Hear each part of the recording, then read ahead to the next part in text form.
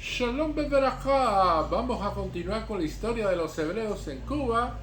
ahora con un capítulo dedicado al doctor Dionisio Castiel sobre las demandas del pueblo hebreo en la nueva era de la paz, precisamente a partir del triunfo de las naciones aliadas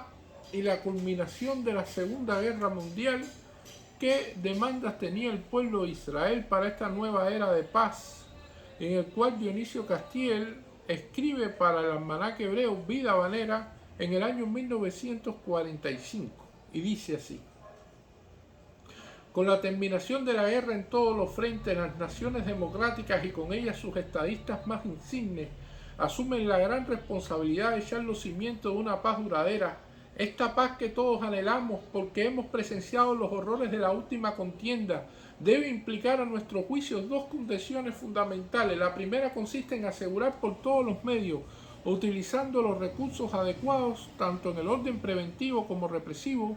porque en el futuro no pueden renacer los factores que dan origen a esta guerra. Esto significa, pues, dicho en pocas palabras, que debe eliminarse definitivamente las raíces del fascismo y del nazismo, y de toda clase de regímenes de fuerza que una u otra forma estén inspirados en la teoría y práctica de estos sistemas políticos.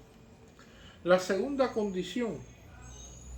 para mantener una paz verdadera supone el necesario establecimiento en la posguerra de un mundo de justicia en que se reconozca y se dé vigencia al derecho al hombre a disfrutar de un mínimo de bienestar económico y al propio tiempo se establezcan las normas y procedimientos adecuados que garanticen el respeto a la dignidad plena del hombre, el derecho a exponer libremente sus ideas políticas o religiosas, sin distingos de ninguna clase por razón de su origen, raza, color o credo religioso. No pretendemos presentar simplemente una solución a los problemas que confronta el mundo de hoy, porque las discrepancias aparecen cuando se quieren determinar cuáles son los medios y procedimientos adecuados que aseguren la realización de los objetivos que hemos indicado anteriormente. En la complejidad de los problemas que surgen ahora al terminar la guerra, ocupa un lugar importante el llamado problema hebreo, cuya solución en definitiva solo puede encontrarse en el reconocimiento internacional de sus derechos y el aseguramiento de sus históricas aspiraciones nacionales. Podemos afirmar en esta guerra que esta guerra, precisamente por la magnitud de sus efectos destructores, ha tenido la virtualidad de unificar los distintos sectores de la opinión judía en el planteamiento de sus derechos y determinación de sus aspiraciones, y ha logrado fortalecer la fe de los hebreos en un mañana mejor, y en lo que más importante, ha podido movilizar la voluntad organizada de todo un pueblo en la consecución de una serie de demandas coincidentes encaminadas a reconocimiento por parte de las naciones victoriosas de sus derechos nacionales y humanos. Para demostrar esta convergencia de distintas corrientes de opinión hebrea, vamos a referirnos siquiera someramente a los acuerdos adoptados en los últimos tiempos por los organismos representativos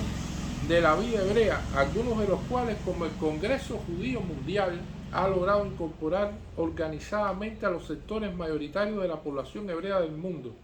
Vamos a referirnos en primer término a los acuerdos adoptados en la última conferencia del Congreso Judío Mundial que tuvo lugar en Atlantic City, Estados Unidos de Norteamérica, a fines del pasado año. En la conferencia se congregaron delegados de las principales comunidades hebreas del orbe. Entre los países acudieron a la misma delegaciones de Palestina, Gran Bretaña, Egipto, África del Norte y del Sur, Australia y Portugal. Estaban además representadas la mayoría de las comunidades hebreas de Hispanoamérica, Cuba entre ellas, y desde luego las organizaciones más importantes de los hebreos norteamericanos. En cuanto a estos últimos, solo dos grupos disidentes dejaron de asistir a la conferencia: el llamado Comité Judío Americano, American Jewish Committee, y el Comité Obrero Judío de Norteamérica. Como demostraremos más adelante, ambos organismos, a pesar de su postura hostil a dicha conferencia, coinciden en lo fundamental en los puntos que más interesan al porvenir de los hebreos con los acuerdos adoptados en este evento histórico.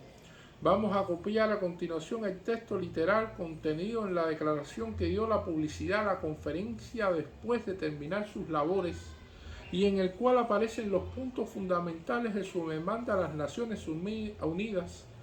puntos que fueron desarrollados en todos sus aspectos en acuerdos más amplios y específicos. Dice la declaración: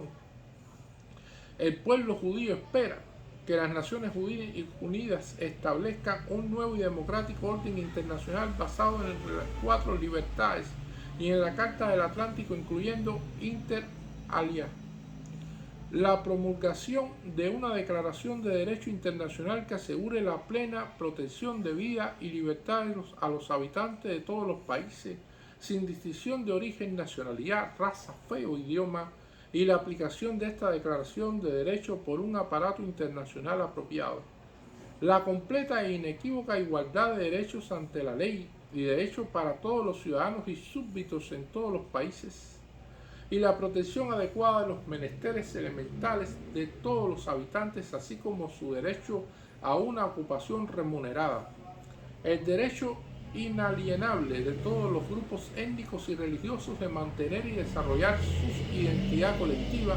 bajo la protección igual de la ley y con la igual asistencia del Estado, donde prevalece tal sistema. La adopción y promulgación de leyes nacionales y disposiciones legales internacionales apropiadas, disponiendo que las actividades antisemitas y antirraciales y actos similares de incitación al odio y discriminación racial y religiosa constituyen violaciones a la ley penal y al orden público. Con respecto a las necesidades específicas judías, el Congreso Judío Mundial solicita una declaración considerando nula y sin valor todas las medidas de discriminación dirigidas contra los judíos y la plena restauración de sus derechos y de sus estatutos específicos. El reconocimiento de las necesidades particulares del pueblo judío en lo tocante a la aplicación de medidas de socorro y rehabilitación en el esquema de la reconstrucción de la posguerra. Aprehensión, enjuiciamiento y castigo a los instigadores y perpetradores de los crímenes cometidos contra los judíos como tales y contra el pueblo judío desde 1933. Restitución y reparación de las pérdidas sufridas por las comunidades judías aún existentes y por las víctimas judías individuales de los asesinatos y despojos nazis y fascistas.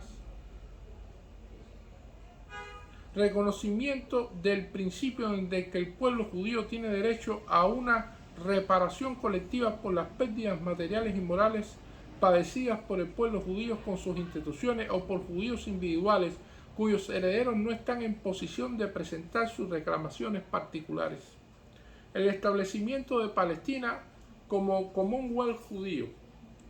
La Conferencia de Emergencia de Guerra del Congreso Judío Mundial se asocia al programa de la Agencia Judía Pro-Palestina y a sus demandas a que la nueva era democrática que asegure la paz, libertad y la igualdad entre las naciones debe ponerse punto final a la manera definitiva y permanente a la carencia de hogar nacional del pueblo judío por medio del establecimiento en Palestina como un Commonwealth judío. Esta conferencia demanda urgentemente al gobierno británico que derogue la política trazada en el Libro Blanco de 1939